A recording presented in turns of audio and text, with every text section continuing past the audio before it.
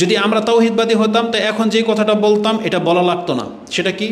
আমাদের সমাজে একটা বাতিল আকিদা হলো, তারা বলে যে নবীকে সৃষ্টি না করা হইলে কিছুই সৃষ্টি করা হইতো না। এটা একটা চরম বাতিল আকিদা। আর শুধু বাতিল আকিদাই না, এর মতন মূর্খ মানুষই হয় না। মানে মানুষ তো মূর্খ হয়, মূর্খের একটা লেভেল থাকে। এটা কোন লেভেলের মূর্খ আসলে এটা বলাই যাবে না। সে যত বড় আপনার কাছে পাগড়িদারি আল্লামা হয়ে যাক না কেন, আপনার নজরে সে আল্লামা, কিন্তু কোরআন হাদিসের ভিত্তিতে সে তার মতন মূর্খ আর সমাজ আর কেউ নাই। যে কথা বলে যে রাসূলকে সৃষ্টি না করা হইলে মানে পৃথিবীকে সৃষ্টি করতেন না, মানে আল্লাহ সুবহানাহু ওয়া তাআলার চিন্তার মধ্যে পানি ঢেলে দিয়েছে। মানে আল্লাহ সুবহানাহু ওয়া তাআলা বলে কেউ, মানে আল্লাহর যে উদ্দেশ্য সেটাকেও মেরে দিছে একবারে। অথচ আল্লাহ সুবহানাহু ওয়া তাআলা কি বলেছেন? আল্লাহ যদি এই কথা বলতেন, হুয়াল্লাযী খালাকা লাকা মা ফিল আরদি জামিয়া, হে নবী আমি আপনার জন্য সব কিছু সৃষ্টি করেছি, তাহলে বুঝতাম যে কোরআনের আয়াত থেকে ওরা দলিল নিয়েছে। কিন্তু আল্লাহ বলেছেন হুয়াল্লাযী খালাকা লাকুম, তোমাদের জন্য। আল্লাহ বলছেন তোমাদের জন্য, এখানে শুধু নবীকে বলা হয় নাই। তাহলে আপনি যে কথা বলতেন আল্লাহ যদি আমাদেরকে সৃষ্টি না করতেন পুরো পৃথিবীকে সৃষ্টি করতেন না, কথাটা মেনে নেওয়ার মতো হইতো। কারণ আল্লাহর মুখ্য হচ্ছে মানুষ, মানুষকে দিয়ে আল্লাহ ইবাদত করাবেন, তাই আল্লাহ এই পৃথিবীটাকে সৃষ্টি করেছেন। কিন্তু তারা কত বদাকিদা যে এটা নাকি মানে রাসূলকেই নাকি মানে সৃষ্টি করেছেন পৃথিবীর জন্য, বা পৃথিবী সৃষ্টি নাকি হতো না যদি রাসূলকে না পাঠাইতে। তো পৃথিবীকে রাসূলকে একজন ছিল? কত শত রাসূল পৃথিবীতে এসেছে। মুহাম্মদুর রাসূলুল্লাহ সাল্লাল্লাহু আলাইহি সাল্লাম ওই রকম রাসূল, কাদ খালাত মিন ক্বাবলিহির রাসূল। মুহাম্মদ তো তিনি একজন রাসূল, তেমন রাসূল তার পূর্বে কত রাসূল অতীত হয়ে গেছে, যেটা আল্লাহ সুবহানাহু ওয়া তাআলা সূরা আলে ইমরান ৩ নম্বর সূরা ১৪৪ নম্বর আয়াতে উল্লেখ করেছেন যে ওমা মুহাম্মাদুন ইল্লা রাসূলুন কাদ খালাত মিন ক্বাবলিহির রাসূল। মুহাম্মদ তো ঠিক একজন রাসূল, যেমন তার পূর্বে কত মর্যাদাপূর্ণ রাসূল অতীত হয়ে গেছে। ঈসা, মূসা, নূহ, ইব্রাহিম, আল্লাহ তো তাদের নাম উল্লেখ করেছেন। তাহলে তাদের জন্য আল্লাহ পৃথিবী সৃষ্টি করে নাই? তো এত ভ্রান্ত এদের এই বিশ্বাস, আল্লাহ হেফাজত করে আমাদেরকে।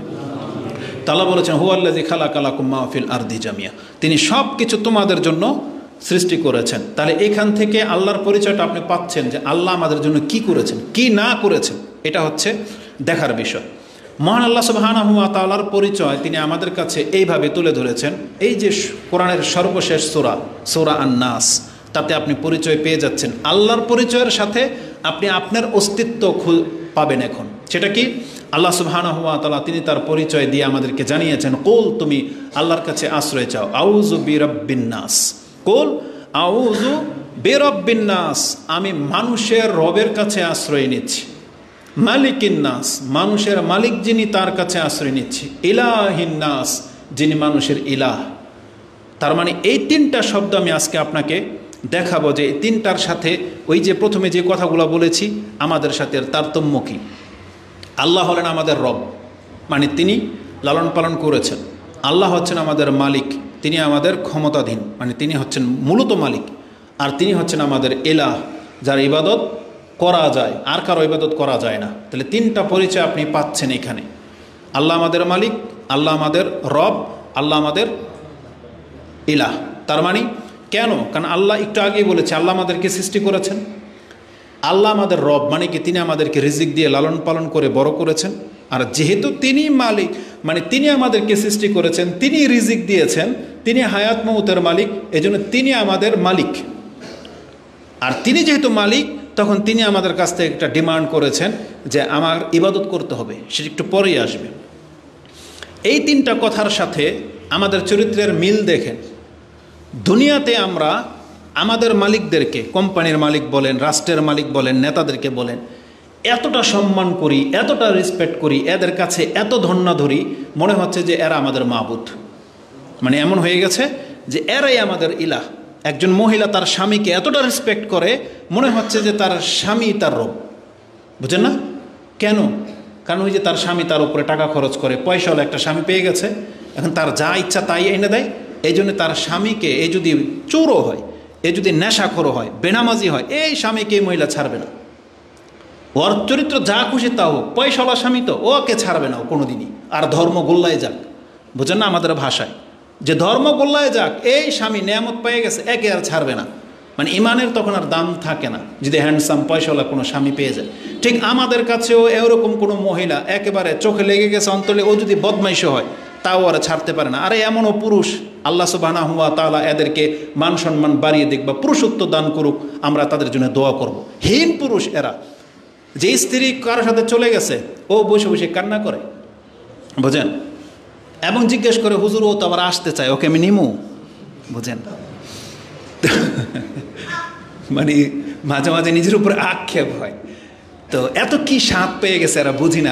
আল্লাহ হয়তো আমাদেরকে সে স্বাদ দেয় নাই, আস্তাগফিরুল্লাহ ওয়া তুবু ইলাইহি।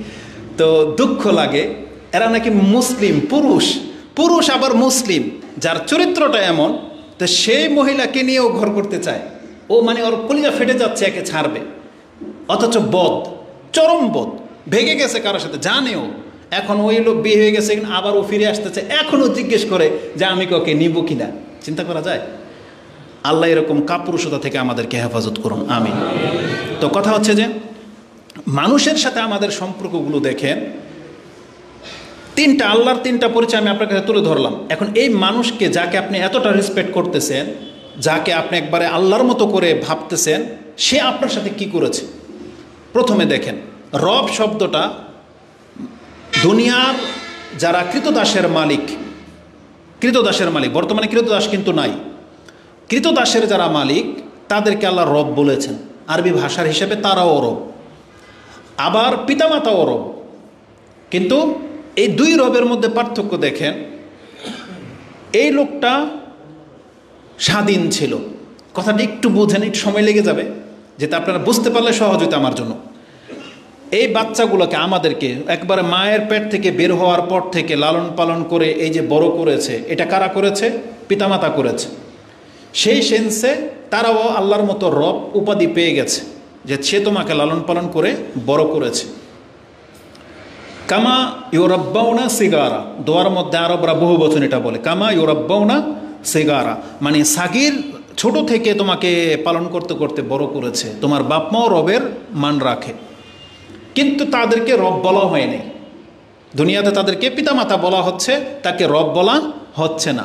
আবার যেই ব্যক্তি, এই বাচ্চাটাই, আমি আর আপনি যখন অন্যের কৃতদাস হয়ে গেলাম, তখন আমাকে বলা হয়েছে তুমি তোমার রবের আনুগত্য করো, সে তোমার রব। কারণ ইমাম বুখারী সে হাদিস কোট করেছেন ইলমের অধ্যায়ে, যে তিন ব্যক্তিকে আল্লাহ ডাবল নেকি দেন। এক ব্যক্তি, মান আদ্দা হাক্কাল্লাহি ওয়া হাক্কা মাওয়ালিহি লাহু আজরান, যেই ব্যক্তি আল্লাহর হকও আদায় করে এবং তার মালিকের হকও আদায় করে, তার জন্য ডাবল নেকি। তাহলে ওই কৃতদাসকে বলা হয়েছে এটা তোমার রব, মালিককে বলা হয়েছে রব। অথচ দেখেন, এই লোক কিন্তু একে লালন পালন করে নাই, এখন সে খরিদ সূত্রে বা ক্ষমতার দাপটে একে গোলাম বানিয়ে ফেলছে, এই জন্য সে রব সেজে গেছে। কিন্তু আসলে কিন্তু ও রবের কাজটা করে নাই, কারণ ও ওকে লালন পালন করে নাই। এই কাজটা কে করেছিল? বাপমা করেছিল, যার পেট থেকে আমরা হয়েছি তারা করেছিল। কিন্তু ভাগ্যিসক্রমে আমাদের বাপমা থেকে হারিয়ে আমরা অন্যের গোলাম হয়ে গেলাম। যুদ্ধ লাগলে যেটা হয়, কৃতদাসী হয়ে গেল। কিন্তু ওকে কিন্তু মালিক কিন্তু লালন পালন করে নাই, কিন্তু হুকুমের দিক থেকে মালিক হয়ে গেছে, রব হয়ে গেছে। আর এই দিকে উনি লালন পালন ঠিকই করেছে, কিন্তু ওনাকে রব উপাধি দেওয়া হয়নি। দ্বিতীয় মাঝখানে আসেন, সেটা হচ্ছে মালিকিন নাস, আল্লাহ হচ্ছেন মানুষের মালিক। এই ব্যক্তিও তার কৃতদাসের মালিক, আবার বাপমাও কিন্তু সন্তানের মালিক। কিন্তু বাপমার থ্রুতে আমরা যাদের জন্ম হয়ে গেছি, আমাদেরকে আল্লাহ একটা সম্মান দিয়েছেন। সম্মানটা কি? একজন মালিক তার কৃতদাসের সব কিছুর মালিক, ওরও মালিক, ওর সম্পদেরও মালিক। এবং এই মালিক যদি চায়, ওকে আমি সবসময় আমার পায়ের নিচে রেখে দেব, এই অধিকার তার আছে। কিন্তু একটা বাপমাকে আবার আল্লাহ এই অধিকার দেয়নি। বাপমা কিন্তু পূর্ণ অধিকার রাখে, কারণ ওকে জন্ম দিয়েছে, ওকে লালন পালন করেছে, ওর সম্পত্তিরও মালিক পিতা। কিন্তু কোনো পিতাকে এই মান দেওয়া হয় নাই যে তুমি তোমার সন্তানকে গোলাম ভাবতে পারো। এই তোমার ক্ষেত্রে তোমার সন্তান গোলাম না, ওকে একটা সম্মান দেওয়া হয়েছে শুধু রক্তের সম্পর্ক থাকার কারণে। তারপর আল্লাহ সুবহানাহু ওয়া তাআলা তৃতীয় ধাপে আসেন। আল্লাহ হচ্ছেন ইলাহিন নাস। আল্লাহ বলেছেন তোমাকে আমি রব বানিয়েছি, মালিকও বানিয়েছি, কিন্তু তুমি এই কৃতদাসের ইবাদত পাওয়ার যোগ্য না। কোনো গোলাম তার মালিকের ইবাদত করতে পারবে না, সে তার আনুগত্য করতে পারবে। ও যদি বলে এখন ওখানে যাও, রোদ্রে দাঁড়ায় থাকবে। ও যদি বলে আমার জন্য এটা নিয়ে আসবে। ও যদি বলে এখান থেকে মাটিগুলো সব সরাবি, ও বাধ্য। কিন্তু ওকে যদি বলে আমাকে সেজদা কর, এই গোলাম এটা করবে না, ওর মরে গেলেও করবে না, কারণ এই আদেশ ওকে করা হয় নাই। যেমন বেলাল রাদিয়াল্লাহু তাআলা আনহুকে পাথর চাপা দিয়ে রাখা হয়েছিল, পাথর, তার জিহ্বা বেরিয়ে গিয়েছিল, পিঠ জ্বলে গিয়েছিল, রক্তাক্ত করা হয়েছে, কিন্তু বেলাল ওর ইবাদতের ক্ষেত্রে প্রশ্নই ওঠে না। তিনি বলছেন আহাদ, আমি এক আল্লাহর গোলাম। তাহলে আল্লাহ সুবহানাহু ওয়া তাআলা দেখিয়ে দিয়েছেন যে পৃথিবীতে আমার বান্দা যারা হয় তারা গোলাম হলেও তারা আমার হককে ভুলবে না, তারা ওটাকে ঠিক রাখবে। এবার আমাদের চরিত্র দেখেন, আল্লাহ আমাদের রব, প্রকৃত রব, কারণ আল্লাহ আমাদেরকে সৃষ্টি করেছেন, রিজিক দিয়ে বড় করলেন, তিনি আমাদের মালিকও, এবং বলেছেন আমি তোমার ইবাদতেরও হক রাখি। তিনোটা পরিচয় জানার পরেও যার ইবাদত করা যায় না, আপনি সেই ব্যক্তির গোলামি করতে প্রস্তুত, সেই নেতার পা চাটেন আপনি, সেই নেতা যা বলবে আপনি আল্লাহর বিপক্ষে চলে যান, অথচ আল্লাহ তাকে ইলাহিন নাস বলেন নাই, কিন্তু আল্লাহ হচ্ছেন ইলাহিন নাস। আল্লাহ হলেন মানুষের ইলাহ, কিন্তু আমরা আল্লাহকে রব জেনেও, মালিক জেনেও তার ইবাদত না করে এখন আমরা ব্যক্তি বা বস্তুর ইবাদতে লেগে গেছি। এটা মোটেও কাম্য নয়। তা আল্লাহ সুবহানাহু ওয়া তাআলা তিনটা পরিচয় আমাদেরকে জানিয়েছেন। তিনি হচ্ছেন রব্বুন নাস, তিনি হচ্ছেন মালিকিন নাস, তিনি হচ্ছেন ইলাহিন নাস, মানুষের ইলাহ। এটা হচ্ছে আল্লাহর পরিচয়। আল্লাহর এই পরিচয়টা জানার সাথে সাথে আমাদের পরিচয় কিন্তু ফুটে উঠেছে। সেটা কি? তার মানে আমাদেরকে আল্লাহ সৃষ্টি করেছেন, আমরা হলাম মাখলুক, সৃষ্টি। আমাদের মালিক আছেন, তার মানে আমরা হচ্ছি দাস, আর আমরা হলাম গোলাম, যে আমরা তার গোলামি করতে বাধ্য। এই তিনটা দিক আপনার কাছে আমি তুলে ধরলাম। এখানে আরেকটা দিক আমি আপনাকে তুলে ধরি।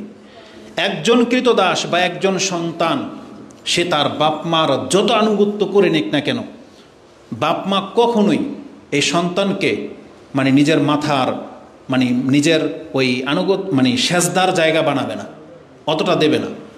বাপ মার দিক থেকে হয়তো আপনি বুঝবেন না, কৃতদাসের মালিকের উদাহরণটাই বুঝবেন।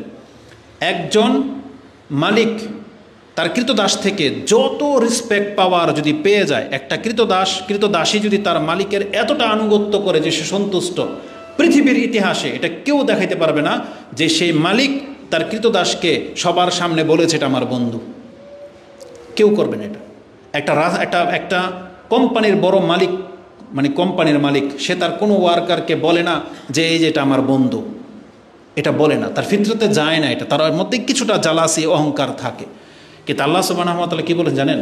আমি তোমার রব, আমি তোমার মালিক, তুমি আমার দাস, কিন্তু তুমি যদি বান্দা আমার এই বন্দিগিটাকে উত্তমভাবে করে দেখাও, আমি ঘোষণা করে দেব তুমি আমার বন্ধু। এটা আল্লাহ করেছেন। এটাই হচ্ছে আজকের মূল বিষয়। এটা